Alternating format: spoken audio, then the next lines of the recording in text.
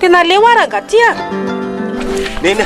hitatreo tsy fombiaza ity vaolana tena ilaitsika ity inona indray ny andrasana ny hoaviko manolotra anao ny vaovao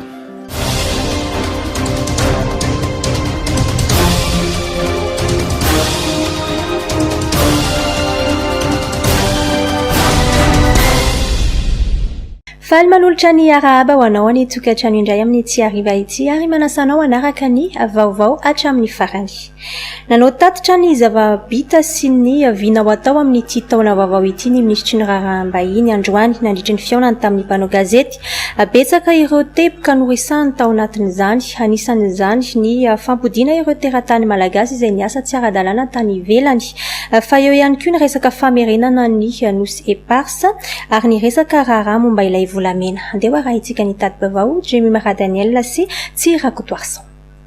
Nambarany ministry ny raharaham-bahiny Patrick Rajoelina fa efa noeken'ny firenena afrikana tatsimo ny fangatahany fanjakana malagasy mikasika ny famondrana ireo teragasy misa telo voaheloka mikasika ilay raharaha fanondranana volamena tsokosoko 17 kilao izay tratra tany Afrika Atsimo. Efa mandeha ny antanatohatra mikasika izany. 3 pays avec lesquels nous sommes en relation, l'Afrique du Sud, nous sommes actuellement au tribunal pour récupérer ces ressources minières, avec les Seychelles également, et plus récemment avec les Comores. Donc le ministère des Affaires étrangères veille particulièrement à l'exécution de ces dispositions internationales en vertu de traités internationaux, que ce soit avec la SADC, que ce soit avec la COI ou d'autres structures internationales, l'Union africaine, mais surtout, nous mettons tout en œuvre pour renforcer cette coopération internationale et cette coopération diplomatique, notamment avec un certain nombre de pays qui nous sont proches géographiquement. Cela signifie qu'aujourd'hui, nous allons discuter plus encore sur un certain nombre de situations qui pourraient venir dans le domaine de trafic.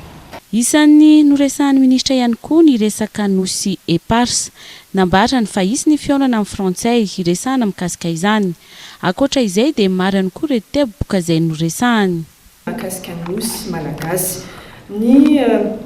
fanohizana ny ezaka izay efa nataony fanjakana teo aloha amin'ny fikatsahana izay famerenana ny nosy malagasy izay dia hotohizan'ny ministera raharaham-bahiny zany ary isy ny fiaonana eo amin'ny rotota amin'ny fotoana izay iarahana manapaka. Ny anisan'ny manitikitika antsika koa mahakasika ny fiantsoana fandefasana ilay ataontsika hoe fitadiavana ny olona ho atao maso ivo ny Madagasikara na solitena Madagasikara ao nivony reny fikambanana raisam-pirenena ireny dia ho amafisina fa efa andalana tokoa ny fijerena izany zavatra izany ary mandeha araky ny fombafomba rehetra izay tsy maintsy arahana ilay izy. Anisan'ny lohahevitra voateny teo ny mahakasika ny fanondranana tsokosoko ny harena-pirenena. Andriamatoa ministra dia nanamafy fa misy ny ezaka ataon'ny ministera ny raharaham-bahiny eo amin'ny lafiny diplomatika fa eo ihany koa eo amin'ny lafiny fitsirihana ny fifandraharana izay tokony atao amin'ireo firenena izay ananantsika fifanarahana. Fa isan'ny resahan'ny ministra ny fampodiana ireo teratany malagasy indrindra fa ireo vehivavy miasa tsy ara-dalàna any amin'ny tany arabo. Vinan'ny ministera amin'ity taona ity ihany koa ny ametraka akademia diplomatika eto amintsika. Miantso ny tokony anokafan'ny Bianco fanadihadiana momba ny raharaha famarotana tanin'ny ministeran'ny asa vaventy etsy Alarobia ny CRN tarihany Tabera Randriamanantsoa nambarany ity mpanao politika ity fa lasa nampandraharaha tsy miankina indray io tany mpanjakana etsy Alarobia io. Andeha arahintsika ny fanazavana. Io zany tany travaux publics io izay nalain'olo amin'ny sara-dalàna dia nanaovana hôtely moa izy io dia efa nitoriny CRN io niaraka tamin'ny Villa Elisabeth tamin'ny 2018. Ny Villa Elisabeth navoakany Bianco fa io tany Alarobia io zany tsy navoakany. Di parti misy an'le hôtely zany nitoy ihany le hôtely fa taty andrefana mbola ny travaux publics zao indray a rehefa tonga tao Christine dia nisy note nataony Christine namona an'le société Cotma zay nahazo an'io tany io foanany Christine zany io nefa tatya dia tampotampo teo a azony société V5 Cube io de Madagascar io tany rehetrarehetra io rehefa avy eo a namidiny i V Cube amin'ny patience amphithéose io tany io rehefa namidiny zany io a dia nyroasiny i patience amphithéose tia ny mpiasa ny travaux publics amin'ny fotoana zao amin'ny tany io nefa io tany io zany mbola sara-dalàna fa mbola ny travaux publics io satria nisy note nalefany nisy ny travaux publics ankehitriny zao a fa sady kasikasina misy io ay tampotampo teo dia ny telefone ndray ny ministre ny travaux publics esory teo note io fa mafana ty zava ty dia tafidy tao zao zareo amin'izao fotoana zao eto zany misy mafia zany eto gabraraka fitantanana tany mpazakana zao any travaux publics zao na ny ministre ny travaux publics za sy mahasaka ny olo mangalatra taniny ke eto zay dia manao ansoava amin'ny mpitondra indrindrindrindra amin'ny filoham-pirenena hoe mba zereo fa tany mpanjakana io a any vahoaka malagasy io tany travaux publics io a io a larbi io a fa sy ravoravaina ohatra zao foana zay moa zany dia manao ansoava amin'ny Bianco mba efa napetraka aminareo Bianco agny fitorian'ny CRN tamin'ny 2018 niaraka tamin'ny Villa Elisabeth momba an'io problème ny tany na larbi io mba sokafony fo efa nadidianareo a sokafo ny enquêtenareo a fa mampalahelo tany mpanjakana zao a no lasany loatra zao mahazo vahina ny tsy fanjari-tsakafo amin'ny distrikany Betroka ary miantso amin'ny tokony andraisan'ny fanjakana andraikitra nisy olo mavambahoaka voafity tamin'ity distrika ity Nicolas Randrianasolo andeha arahintsika vola ravoavy sy Mamy Rasamboly sahirana ary nona ny vahoaka amin'ny distrikany Betroka 20 isanjaton'ny mponina ao anatin'ireo commune 80 dia tratra ny tsy fanjari-tsakafo avokoa amin'izao fotoana maitso ahitra izao araka ny tatitra ny solomavambahoaka Randrianasolo Nicolas manamafy ny antso ny tokony hijeren'ny fanjakana ny mponina distrikany Betroka ity parlementaire ahoana ny avitany lalany RN13 dia ahoana ny mba pisy barrage any Betroka ahoana ny mba monjena ny olonareo zao mahay soahitra zao satria fa 80% olona ambanivohitra aminay am'izao fotoana zao dia say ara-sakafo zany efa manao ansoa foana za fa enim-bolana passé zaizinao enim-bolana lasa dia tsy mbola misy digeste ny fanjakana ao amin'ny distrikany Betroka eny nanao ny BNGRC teo vetivety 145 ve 145 vary ve dia eo ahampy ny mponina agnatin'ny 70 commune imagine fa sika zavasika zany ka zany manaitonga foana manao an'izany foana manao ansoavy re satria ny olona anaovana ansoavy zany azinao dia ny mpitona zay mahefa zay tao etina andriamatoa andrira razoena zay volomizao fotoana zao lany fagnambola vely zany mponina amin'ny distrikany Betroka no nino no resaka hanina zay manaha satria fa betabe ao n'olona maty ny manga mata am'izao zany manga mbola misy masaka kelikely mbola mila manga kelikely ny olona am'izao fotoana zao fa tasika fa olany ny manga zao dia aiza am'izay amban'olo vo vetivety tao zao Betroka atao misy olo maty olona sy ampy sakafo olo niteraka imagine vasika am'izay vetivety teo zany vetivety teo zao misy olona telo maty sy ampy sakafo noho nino idirana rety malalaky idirana meko aby satria mihinany tsy fihinany voakareo amin'ny distrikany Betroka zany dia sy ampy miarby voalohany dia mifara mifahafatesina izy nambarany député Randrianasolo Nicolas fa atahorana ny hitaran'ny olona mikery ao Betroka raha toa tsy misy ny fandraisana andraikitra tanterahin'ny mpitondra ary miantso ny tokony hijeren'ny fanjakana ny sosialim-bahoaka ny député voafidy tao amin'ny distrikany Betroka Randrianasolo Nicolas tratehaky ny polisy ary tsy afaka nitsoaka intsony ny roa lahy izay nivatsy rongony teny akaiky ny fiantsonan'ny taxi B 163 sarona teo Tanambao RN 44 ihany koa ny togagasy 27 litatra nahiditra ponjavonjy maika moa ny tompony andeha arahintsika avy hatrany ireo vavao tapatapany rongony misy 50 fonosana natao tao anaty kitapo no hita teny amin'ireo roa lahy teny akaiky ny fiantsonan'ny taxi B 163 tsy napozin'izy ireo lahy ny fidinan'ny polisy tapaka ka tsy afaka nandositra intsony reto olon-dratsy tsy vitan'ny mpifoka fotsiny fa tena mamatsy ny tanorany alasora amin'ny zava-mahadomelona izy rahalahy reto ny fahaparitahana sy ny fandraisana zava-mahadomelona nisan'ny mamotika ny hoavin'ny tanora ary mitarika ny tsy fandriam-pahalemana eny anivon'ny fiarahamonina.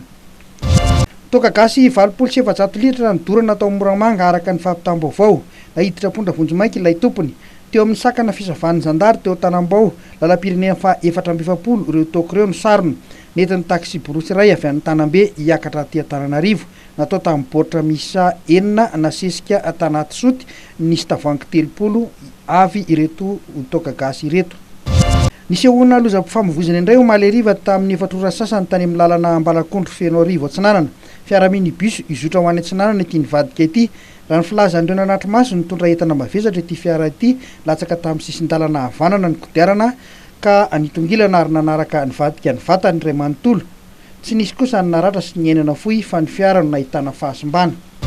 Lehilahy iray teratany Indiana no natelin'ny rano anakaiky ny vinany teo amin'ny relaksa beach farafangana omaly tokony tamin'ny efatrora sasany arivo. Lehilahy telo izy ireo niainga avy any Vangaindrano niaraka ny lomano rehefa avy naka vola tamin'ny banky tao farafangana saingy lasan'ny rano tapaka ny ray tonga tany amin'ny toerana nisehoan'ny loza avy hatrany ny gendarmerie farafangana niaraka tamin'ny avy eo anivon'ny APMF nanao ny fikarohana.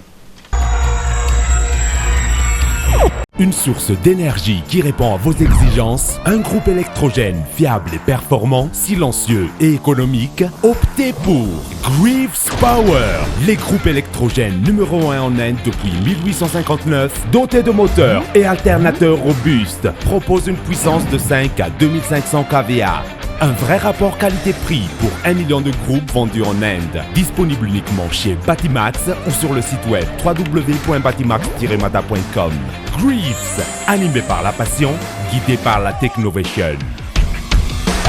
Mikasika ilay raharaha fibodona hôtely sy 4 chemin Morarano Auto Masina manahy Andriamatoa Andrianarivony Jules Roger manoloana ny tsy fanajany mpifanohitra aminy amin'ny didim-pitsarana fanazavana eo amin'ny sariny Lova Ramanantsoa. Tsy nanafina ny ayay n'Andriamatoa Randrianarivony Jules Roger na tonton Jules mpanoratra sady pikabary manoloana ny tsy fanajany mpifanohitra aminy ny didim-pitsarana nivoaka ny volana Jona 2024 lasa teo momba ny raharaha fibodona hôtely miisa 2 ao Bazary be sy ny 4 chemin Morarano ao Tomasina. Niona tampanao gazety ny tena nahafahana napita izay ayay izay. Resaka adilova le izy. Le adilova zany zahay ray tapo tsy miady le lova fa misy olona zany ampahan'olona zay miditra ao fianakaviana midongy an'le lova zany hoe ny rainay zany dia nanambady taty afara ny mamanay, ny rainay zany zay nanambady taty afara dia ireo mamakelinay ireo zany mamakelinay io zany io no miady sy bodon'le lova trano anankiroa. Manahy nisy niosika ihany koa tonton Jules teo amin'ny fikirakirana taratasy nataondreo mpifanandrina amin'ny hatrany satria tsy nanao taratasy fandovana ny rainy izay nodimaty tamin'ny taona 17 ary tsy nanao mariazy ara-panjakana niaraka tamin'ny vadiny faharoa ihany koa. Ny tena fondement de dossier dia io resaka problème na testament public io. Le fisin'ny testament public izay nitsombininy zareo ny tao anatiny le hoe izaho Randrianary Vahiny Justin dia manolotra ireto trano anankiroa reto Andrianarivony Sylvain Maurice. Notsimbininy zareo tao anatin'ny testament public io dia natsofony tao anatin'ny acte de notoriété izay namboarina rehetrarehetra tany amin'ny firaisana. Dia any amin'ny firaisana no mentionné zareo en rouge koa ny amin'ny sisiny amin'ny bokin'ny firaisana. Dia ireto zany nanovany zareo an'le testament zany dia mentionné zareo en rouge ity ny acte authentique any amin'ny firaisana dia ireto ny acte de notoriété izay namboarina. Ny acte de notoriété izay namboarinay zany dia ity zany le acte de notoriété avy eo izy rehefa tonga le testament public ny mentionné zareo en rouge ty dia mentionné zareo en rouge ty ny zava-misy anefa ny vavolombelona zay nampiasanay tato dia mbola vavolombelona nampiasainy zareo ihany koa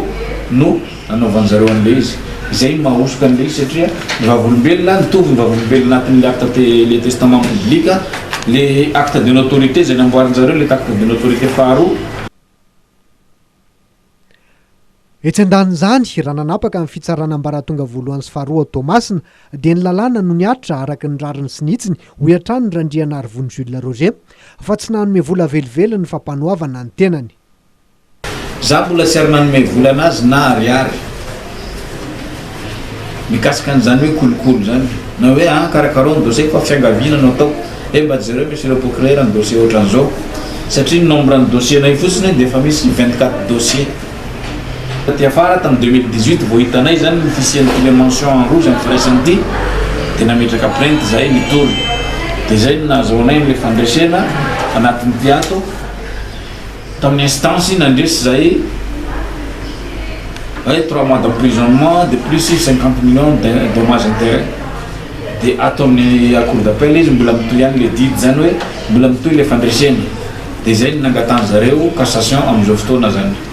ka mampalahelo ny zavatra ohatran'izany satria zareo dia milaza fa voavidinay izy fanjakana voavidinay fanjakana ozy tribunal Tamatave ozy azon'zareo anaovana zay tianjareo atao zany efa miteny fa tsy manaonao fana reo mpitsara ao tribunal reo fa matoa misy ny valiny marina matoa hita reo osoka rehetrarehetra reo dia misy ny famarina ny tribunal. Fito taona ny sin'ity ady ara-pitsarana momba ireo hôtely roa ao Bazarbe sy Kado Chemin Morarano ao Tomasina ity. Nilaza Tonton Jules fa mbola nibodoindreo mpifanandrina amin'ny ihany koa ny tanimbary-pianakaviana ao Ambatondrazaka sy ny atelier de coiffeur ao Bazarbe. Ny faratsin-dalana ireo mpitatitra amin'ny lalam-pirenena anisan'izany ny mpitatitra amin'ny lalam-pirenena fahaefatra izay mihazo an'Antananarivo sy Mahajanga. Andeha arahintsika ny andindiny izay Volaravoafy sy Tsirakotoarsan. Ratsy dia ratsy ny lalam-pirenena fahaefatra amin'izao fotoam-pahavaratra irontsan'ny manabetsaka izao hoy ireo mpitatitra. Nambaran'izy ireo fa betsaka ireo fahasimbana ary ilaina fanamboarana aingana. Lalana zany zao tena simba ny lalana ary surtout manaraka an'izay koa le tongisiny zareo le lalana nefa tara be le fanamboarany azy teo zao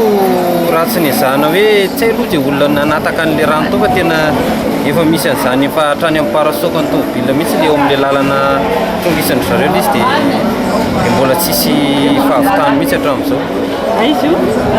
partian'ny Kamilanty Tsinjorano iny. Di mana-mana ni beo adong sista lu adong siran adong sista mai tan makan fa balan le lalany ratsy moa zany zao hoe misy rano ny fahavaratra fa ny amin'ny maintany indray izy mba very raha tokony vita adiny enina ny lalana amin'izao mety tafiditra eo amin'ny adiny 7 ohatry zay le faratsin'le izy fandriam-pahalemana moa zany zao dia efa tena mampitaintaina mihitsy satria ianao zany reo mandeha rery dia tena mitaintaina satria le asan-dalo efa tena mihamorongatra mihitsy. Magaga zany eto amintsika rehefa hanamboaran-dalana tsy manomboka raha tsy azo orana fahavaratra foana dia misedra zany ny pneu io zany tsy atoa vato maranitra maty nefa vidina pneu anakireo 1 400 par 15 225 110 par 15 1 400 000 nefa ary zany nahitaranana any amin'ny tondrafanjakana tsy ianao ny ianao zay efa mitantaina amin'ny alina amin'ny resaka fandriam-pahalemana satria tsy maintsy andrasana première mihitsy zany le lalana ny tena marina dia akoatran'izay zany le fahasomban'ny tomobile mikasika ny any ambany ela ny tapaka ny ressort vaky ny pneu dia efa nefa iarahantsika malalaka mafany fahavaratsika zao tsisy rendement tomika taxi police nay zao Antananarivo efa tanàna 2 alina ariary fa izy zany raha tazoma tamin'ny 2000 alina teo dia mba mety ihany le izy nefa le efa mividy le olona koa zany tena ambany dia ambany tena ambany dia ambany le izy tena marina. Faratsin-dalana sy ny tsy fahalavorarin'ny fiara dia anisan'ny antony miteraka lozam-pifamoivoizana. Mba hialana amin'ny loza samihafa, anisan'ny fepetra apetraka ireo mpitantana ao amin'ny tobim-piantsonana Makian-Dotapenaka ny tsy maintsy hanaovana contrôle ireo fiara rehetra eo am-piangana. Mariana etona aloha fa ato amin'ny tobim-piantsonana Makian-Dotapenaka dia efa misy ny contrôle au départ izay isaorana amin'ny mpitandro filaminana eo anivon'ny 7e izay miara-miasa aminay dia dia eo ihany koa ny ireo président coopérative na misiplicité rve miaramiasa amin'izay hoe contrôle au départ izay dia eo no makoto izay zavatra izay napetraka rehefa mipetraka foana hatramin'izay ahafahana mitsirika ny fiara dia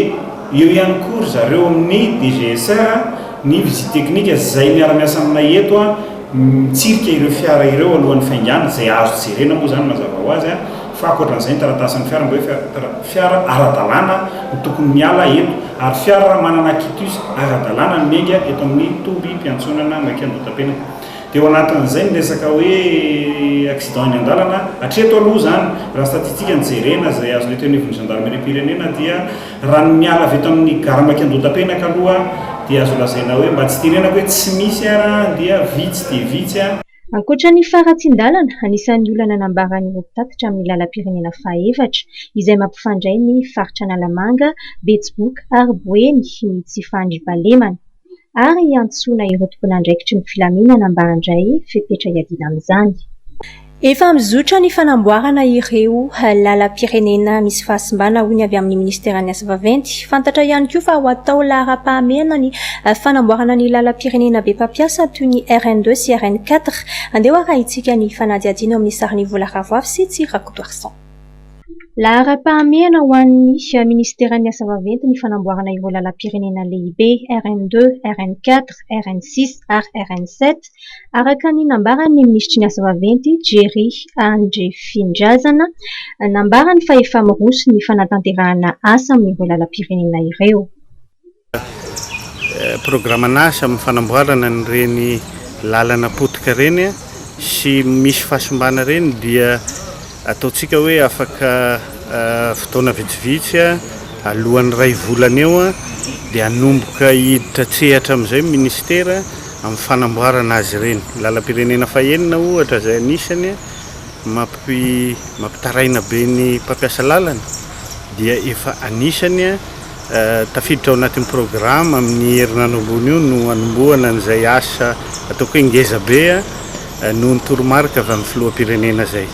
Eto Tapotanana Antananarivo dia efa nahazona ihany koa toromarika tamin'ny filoham-pirenena ary isy ny opération coup de poing ahafahantsika manamboatra ny reny ampahandalana izay tena farany ratsy indrindra eto Tapotanana ny renivohitry ny Madagasikara izay. Misy ny programma misy ataoko hoe ny asa vonjomaika izay ataontsika ho ahafahantsika zany manala an'izay mety ho fahatampandalana sy ny fitohanan'ny fiarakodia amin'ny nohon'izay fahasimban-dalana zay fa misy ihany koa ny efa programma mipetrapetraka ny ahafahantsika manarina tanteraka an'ireo lalam-pirenena reo indrindra ny lalam-pirenena voalohany na ny route nationale primaire tafiditra ao anatin'izay lalam-pirenena faharoa, lalam-pirenena fahaefatra, lalam-pirenena fahafito ary ny lalam-pirenena fahaenina. Ho an'ny lalam-pirenena faharoa manokana dia isy ny fanamboarana tetezana roa, anisan'izany ny tetezan'ny Mangoro eo amin'ny PK 94-200 ary nankatoavina tao anatin'ny filan-kevitry ny minisitra ny fampidirana fiara sy fitaovana lehibe fanamboaran-dalana sy ny kojakoja mifandray amin'izany fanamboarana fototra-pitrasa izany. Araka ny fanambarana nataon'ny ministry ny fitaterana sy ny famantarana ny toetry ny andro dia isy ny fametrahana ny antsoina hoe AIS na système d'identification automatique eny ambonin'ireo sambo hoentina indrindra mamantatra ny toerana misy ireo sambo miandrika sy ahafahana manampy azy ireo aingana raha toa ka misy ny loza mitranga. Araka ny nambaran'ny ministra Trano dia 130 ireo AIS izay efa vonona apetraka amin'ireo sambo. 20 hafa kosa andrasana tsy ho ela.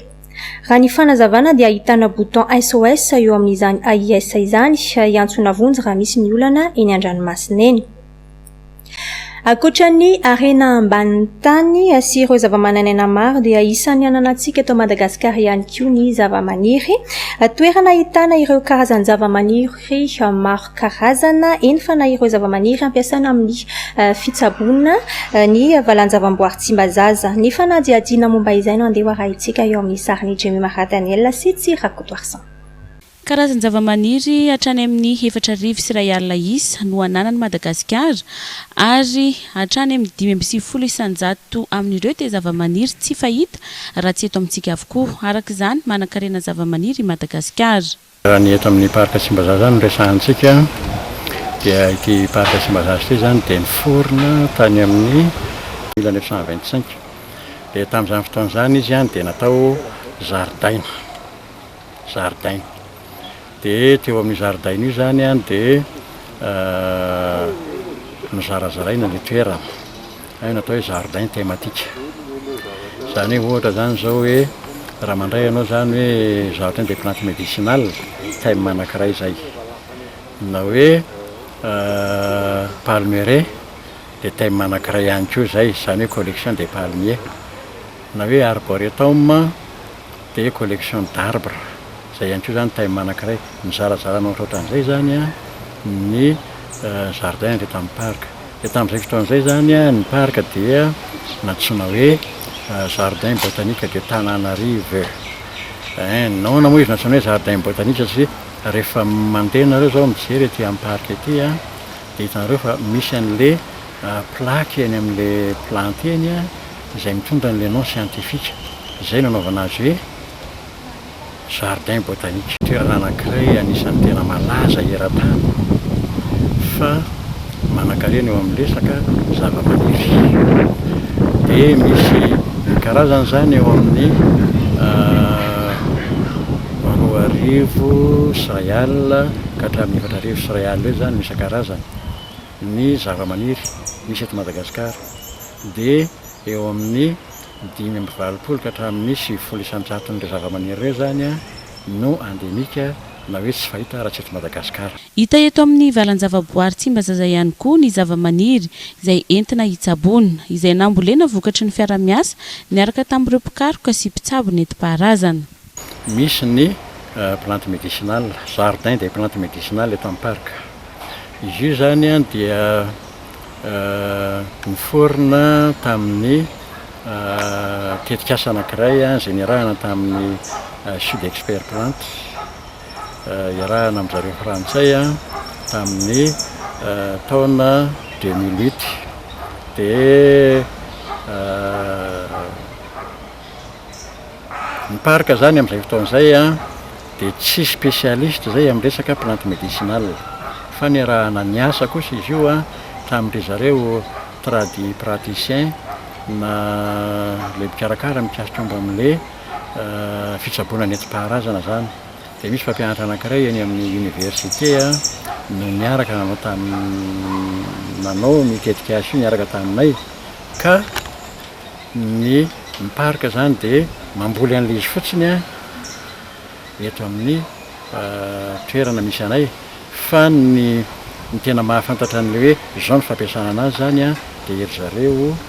miasa amin'ny le mpitsabo nentim-paharazana. Ankoatra ny zava-maniry dia hita eo Tsimbazaza ihany koa ireo karazam-biby maro anana Madagasikara. Nisy moa androany ny fanolorana fitaovana entina miaro ny valanaretina Covid-19 ho an'ireo mpiasa eto amin'ny valan-javaboary Tsimbazaza. Makafy fanatanjahantena ny mponina ao Nosy-be, noho izany dia nanome tokony ben'ny tanàna amin'ny anamboarana ny kianja ao Ambody Voanio Nosy-be amin'ity taona ity. Efa afaka mandray lalao baolina kitra moa ny kianja amin'ny alina, ny andindin'izay avy hatrany no andeha ho arahintsika. Efa afaka mandray lalao baolina kitra amin'ny alina ny kianja Ambody Voanio Nosy-be, na dia mbola tsy tena mahafeno tsara ireo fenitra takiana azy. Noho ny fahatsapana ny fitiavan'ny mponina ny fanatanjahantena dia nanome tokony ben'ny tanàna fa hisy ny fanamboarana ny kianja amin'ity taona ity. Fagnanaovana match ty andesiko hampiavana antsika jiaby fa terraintsika ty hita fa tsy samilamigna tsara nisy fagnamboara ny terraintsika haty zay ka miangavy antsika jiaby antsika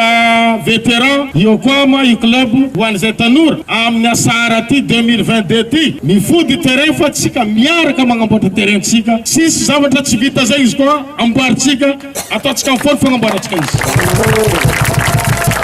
Hita mary fa mbola tegna tsy hoe mazava karaha ataon'ny terrain jiaby isomagna haly fa kanefa atsika matsiampy zay ny ampelantagna atsika eto afa atsika mba magnetsiketsika vatagna atsika misy ezaka nataotsika agny atsika managna ralahy managna havagna atsika andafy agny alareneo agny mbola miezaka ro agny fa araka fa koragna anazy mbola mampangantegna fa mety hazotsika le ampoly karaha ataon'ny Tananarivo na Majunga.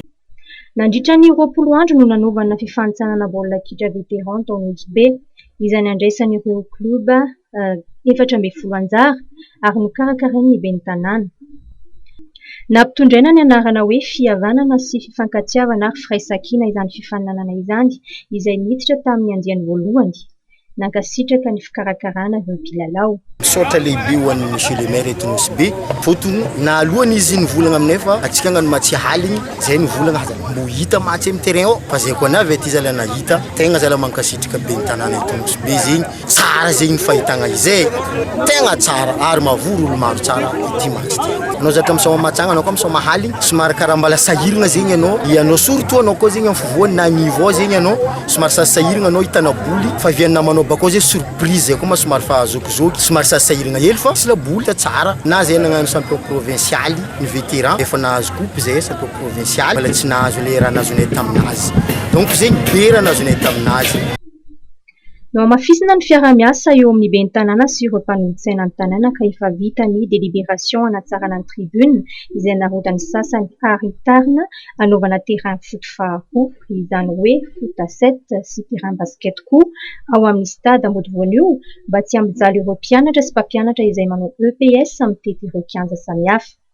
Lalao iraisam-pirenena miisa 3 fiadinan'ny tompon-dakany Afrika no sady fifanitsanana ho an'ny mondial no miandry ny Makido Madagasikara amin'ny volana aprily ho avy izao. Handeha arahitsika ny fanadihadiny Norbert Akotomalala. Taorian'ny fivoriam-ben'ny ordre rugby ny volana desambra lasa teo izay isan'ny nandray tsara tamin'izany ny filohan'ny malagasy rugby Marcel Rakotomalala dia fantatra fa noitarina hatramin'ny 30 janoary 2024 izao ny fotoana farany fidirana ao anatin'ny atotan-kevitra ny base de données an'ny malagasy rugby ho an'ireo mpisetra rehetra ao anatin'ny taranja baolina lavalava. Mazava tsara zay mba aveo ndray mantsy ty zay Rakotomalala Marcel ndray namorona zany aloha mazava tsara teny zao ary deadline farany efa nandritra ny herintaona nanao an'izy mbola mena deadline tamin'ny 31 décembre mbola misy tsy nanao farany deadline farany amin'ny 31 janvier zao zany zay ny farany zay. Eto zany dia ny tena mariako etona zany ny tena problème atsika zany dia ny tsy fahavitan'ny championnat. Io zany tsy voatery eo anivon'ny fédération fotsiny fa na ny section raha mbola misy tsy vita le championnat no io resaka mianara-pahasalamana io zany dia miankina amin'ny fahavitan'le championnat mazava ho azy no amin'ny tanany élection zany. Na dia eo aza ny Covid-19 izay mamely maneran-tany dia mitohy ihany koa ny fandaharam-potoana eo amin'ny fifaninanana iraisam-pirenena ho an'ny Makido Madagasikara. Avril zany dia misy tena zavatra anankitelo lehibe sady champion d'Afrique no éliminatoire ny coupe du monde ny voalohany ny trophée Barthez zay atsika faharotsika zany tamin'ny teo vice champion dia anisany mandray ekipa poule anankiray zany amin'ny volana avril zany amin'io éliminatoire ny coupe du monde sady champion d'Afrique io zay zany ny compétition internationale anankiray voalohany. Faharoa sy fahatelo zay mety miaraka ny fotoana anaovana azy dia ny rugby à 7 champion d'Afrique sady éliminatoire ny coupe du monde ihany koa ny coupe du monde amin'ireo à 7 ireo zany dia amin'ity taona ity ihany ndray efa fantatra ny anaovana azy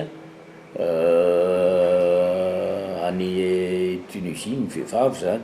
fa ny anankiray zay ny lehilahy zay saika atao any Afrique du Sud zany dia mbola tsy fantatra ny hoe aiza marina anaovana azy zay no resaka mianara-pahasalamana ihany fa atao amin'ny mois d'avril eo ary zay zany no anisany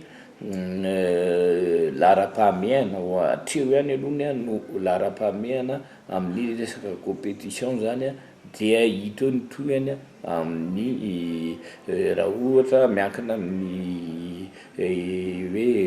efa milamina tsara tsika ara-pahasalamana afaka atao tsara ny lalao rehetrarehetra dia menony malagasy ia eo ny toany fandaharam-potoana amin'ity taona ity. Ny herinandro voalohany tamin'ity taona ity dia nanao jeritodika ny taom-pilalaovana raika amby roapolo sy roa arivo ny malagasy rugby nambaran'le matoa Marcel Rakotomalala fa tsara ihany ny vokatra tamin'ny ankapobeny isan'izany na tompontakany Afrika sokajy vehivavy rugby 15 sy ny junior lehilahy tompon-taka lefitra izay eo amin'ny rugby 15 ihany koa. Taona niavaka izay nahafahana nitondra ekipa pirenena sokajy telo tany Afrika ny isa 420 ny taona raika amby roapolo sy roa arivo. Teo ihany koa ny fampifanana maro samihafa.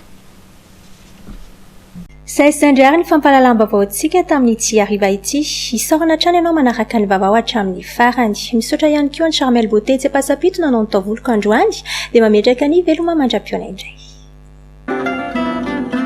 Ho anao koa mandalo eto amintsika izao ny fiofanana tongava raha tia maty anina afa mihitsy ny olona niofana mankasitraka ny ho aviko nanolotra anao teo ny vaovao